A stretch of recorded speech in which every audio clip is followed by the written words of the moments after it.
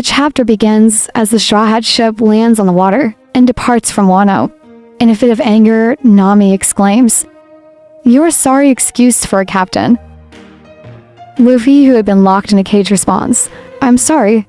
Nami retorts, "That brain-dead stunt almost killed the entire crew.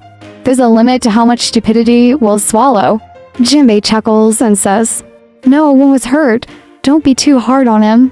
Nami becomes even more fired up and declares, "We need to keep him on a tight leash, Jinbei." Scared, Jinbei wonders if Nami is using Conqueror's haki. From the back, Robin warns, "Be careful, boss. Never cross Nami when she's mad." Frankie interrupts them and boasts, "See how tough the Sunny is. A drop like that and we only busted a small yard on mast."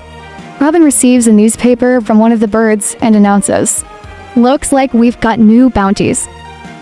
Sanji gets excited about the new bounty. The narrator states, "Updated bounty for the leader of the 5,600-man Grand Fleet, Emperor Straw Hat Luffy, and his 9 commanders. Dr. Chopper, the cotton candy lover, receives a bounty increase of 900 berries, bringing his total to 1,000 berries." Chopper wonders, "I wonder if it's bigger," but then realizes it barely went up. Next, we have the bounty for Navigator and Cat Burglar Nami, which is 366 million berries. In fear, Nami exclaims, "Hundreds of millions? I wouldn't hesitate to go after someone with a bounty like this." Following that, musician Soul King Brook receives a new bounty, 383 million berries, and Brook appears happy with his bounty. Shipwright Cyborg Frankie is next with a bounty, 394 million berries, although they mistakenly use a picture of the Thousand Sunny instead of him.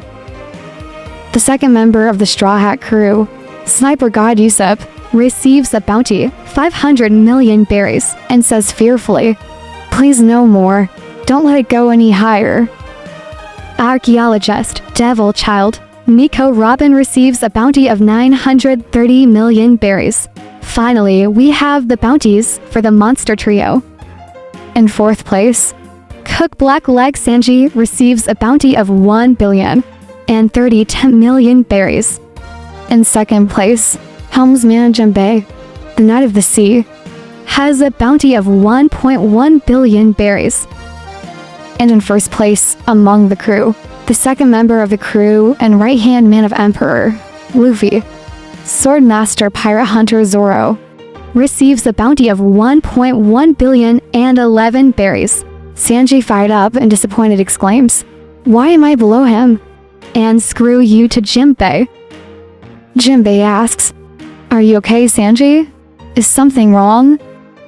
Zoro smiles and remarks, "Forget him. Let him complain about being number 4. Meanwhile, Fleet Captain Emperor Straw Hat Luffy receives a bounty of 3 billion berries. Luffy, still inside the cage, cries out, "I said sorry. Let me out already. I'm hungry." In the background, Sanji and Zoro continue fighting. Scene shifts to Empty Bluffs Island in the New World, where a pirate exclaims, "Did you see that?" Another pirate responds, "Of course, he is the real deal." The first pirate comments, "The world's greatest swordsman." Talk about scary. I thought it was all over when they banned the warlords, and all those naval ships showed up. The other pirate adds, "We should have known Chairman Buggy had something up his sleeve." Meanwhile, Emperor Buggy, the bombastic clown, is crying and pleading, "Hold on, please. I will do anything. I'll even lick your boots clean. Just let me live."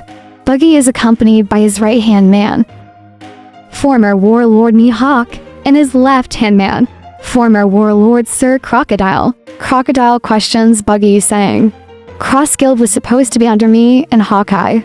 So tell me, why are you considered the boss, Buggy?" Buggy tearfully replies, "I can't do anything about it but apologize. It really isn't a big deal or anything."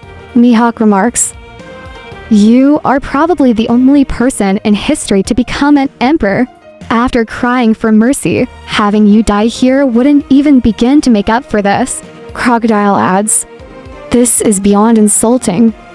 I can't find the words for it. Meanwhile, Buggy continues to cry for his life. Mihawk warns, "Don't make unreasonable requests." Galdino, another member, says, "Oh boss, it's so nostalgic to be serving you again." Buggy angrily retorts, "Galdino, how could you turn on me?" Galdino responds, "I don't recall ever officially joining your crew officially." Buffon, another member, asks, "Since the chairman's gone, what are we meant to do?" Another replies, "Naturally we follow Crocodile." Crocodile remembers the past, and the scene shifts to Gloom Island, where he calls Mihawk, and laughing says, "I hear you have lost your warlord perks, Hawkeye?" Mihawk responds, "What do you want, Crocodile?" Marines keep swarming the island. It's a nuisance, but I suppose I will just have to relocate. Crocodile suggests, "This just shows that it would be beneficial for us to team up." The Navy wouldn't take an organization headed up by the two of us lightly, after all they used to refer to you as the Marine Hunter. Mihawk says, "You and I are the same. We don't trust anyone." Meanwhile, at Buggy's place, the Marines attack, and a pirate says, "Captain Buggy, where are you going? There's no reason to sweat over these Marines, right?" Buggy thinks, "Damn it, I'm about to make a break for it." Suddenly, another pirate exclaims, "Take a look, their warships are already under attack."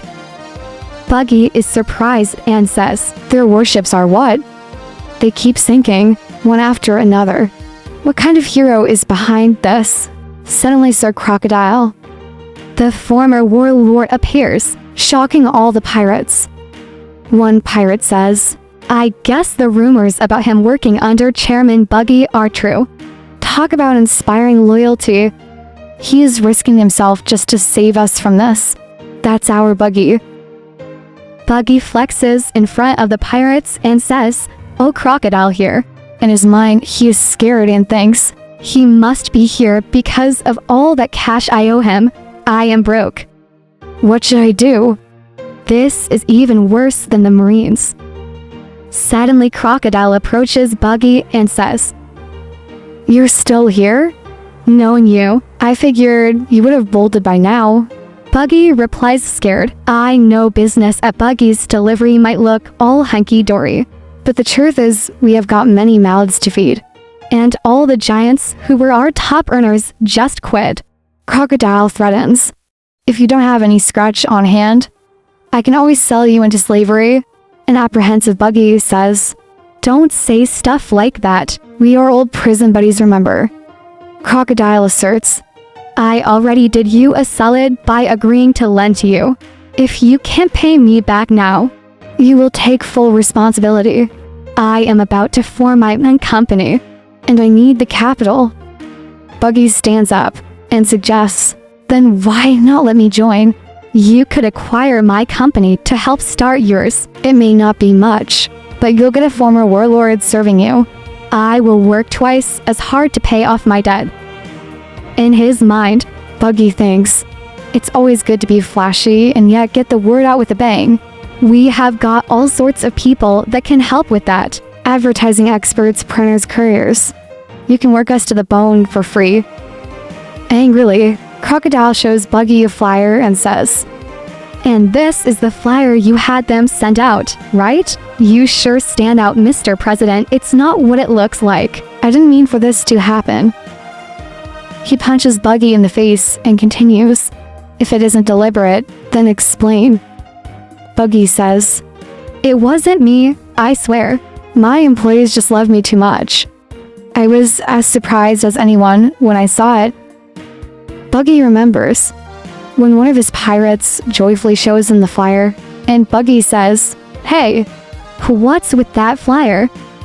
The pirate says, "I couldn't stop myself from giving you that up billing, boss. We have already sent it out to every corner of the world." Buggy becomes shocked. The scene shifts to the Navy HQ, where a Navy personnel says, "This Buggy character, in addition to being a mastermind of the mass escape, from Impel Down, was also a member of the Pirate King's crew. That's how he formed a close bond with one of the Emperor's red hair, and now reports confirm that Crocodile came to his aid at Empty Bluffs Island. Our tapping divisions have also verified that Crocodile and Mihawk made contact. Their new marine hunting movement has already garnered financial backing from a number of shady organizations. When you factor in all the rebellion we are already dealing with, the Cross Guild is undoubtedly a massive threat. One Marine asks, "What bounties are we issuing for these three?" A Vice Admiral responds, "With everything in mind, the former warlord Crocodile has earned a whopping 1.9 billion berries bounty for his mighty Logia ability and cunning guile. His fellow former warlord Hawkeye has even greater sword skills than the red-haired Emperor. He's worth 3.59 billion berries, a fitting total for the world's greatest swordsman. As for the Buggy, the bombastic clown, considering his formidable pedigree and the fact that he got these two to yield to his authority, we have given him a bounty of 3.189 billion berries, making him one of the two newly recognized emperors. Along with Straw Hat, the world government considers him an extremely dangerous individual."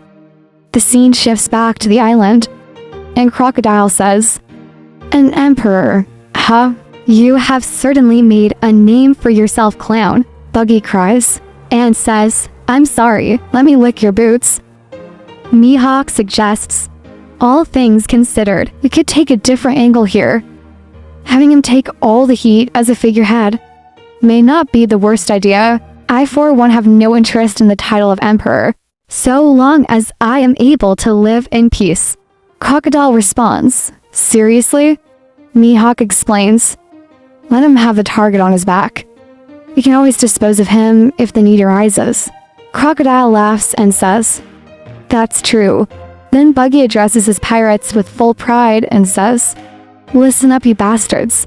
We formed the Cross Guild to prepare for the New Age. Let me introduce you to our new executives. It's Sir Crocodile and Mihawk-sama." As he gives his speech with pride, he thinks to himself, "What's gonna happen to me?" The scene shifts to Queendom in the Grand Line. Ivankov says, "There's no need to brew Koala. At least we know Sabo is safe." Koala responds, "Yeah, I'm glad everyone's okay." Ivankov adds, "Right? Nothing can tame this miracle." Morley chimes in, "I will never forgive that naughty Sabo for making a stew like that." As everyone expresses their thoughts, one of the commanders interrupts saying, "Quiet down, guys. You're so annoying." Then we see Dragon, who looks tense and furious, and he says, "I'm glad he is okay, but if he truly did murder King Cobra, I won't forgive him, no matter what his reasons were." We see Kimur sitting in front of Dragon, and Dragon asks, "Hey Kimur, tell me, what exactly did you see?" Kimur replies, "I'm yours to command, master." As Koala looks worried for Kimur, suddenly transponder snails ring. The Navy is also tracking the call, and they are sure that this call is from the Flame Emperor Sabo. Koala picks up the call and says, "Hello, this is Koala." A voice from the other side is heard saying, "It's me, Sabo," and the chapter ends.